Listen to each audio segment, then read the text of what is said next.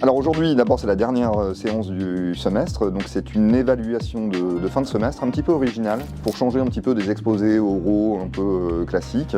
Là l'idée c'est de mettre en opposition des groupes sur un même thème, une même problématique. Il peut y avoir les optimistes, les pessimistes, les pour, les contre, ou simplement développer des arguments distincts. Et donc c'est ce qu'on appelle communément une battle.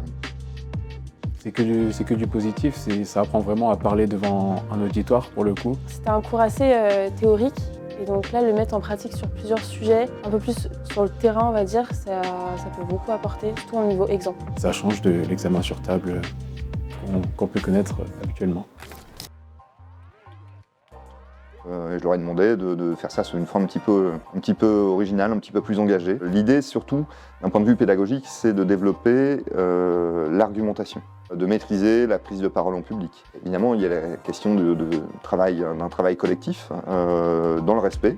Il y a aussi l'objectif de prolonger le cours, qu'ils s'approprient le cours. Donc on est dans une démarche plus inclusive qu'habituellement. Eh bien, ils vont aborder notamment les enjeux du dérèglement climatique, par exemple, de revenir finalement au débat, mais dans le respect des opinions.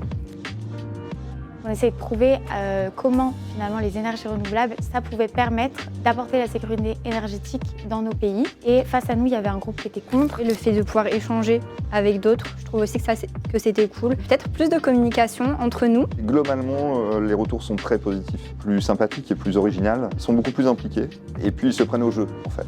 Il y a aussi cette question, petite ludification si j'ose employer ce terme. Un vote à la fin de chaque battle, c'est leurs camarades qui doivent décider quel est le groupe qui a pu les convaincre. Il y a toujours des choses à améliorer, être moins dépendant de ses notes. On a su tout de même défendre une position qui n'était pas forcément la nôtre ou avec laquelle on n'était pas 100% d'accord. Et je pense que sur ça, on s'est bien débrouillé.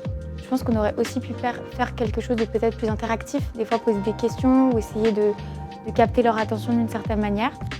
L'environnement ou le climat, finalement, nous sommes tous concernés, tout le monde en parle, tout le monde a développé ses propres convictions, mais parfois sur des bases scientifiques plus ou moins fragiles et plus ou moins discutables. Mon objectif, justement, c'est de faire un petit peu l'inverse, c'est de dire « Ok, vous êtes venus avec vos convictions, vous avez le droit, mais je m'en fiche un peu. Moi, il y a des faits. De quoi parle-t-on quand on parle des conséquences du dérèglement climatique? Pour pouvoir en parler, il faut déjà comprendre ce qui est en train de se passer.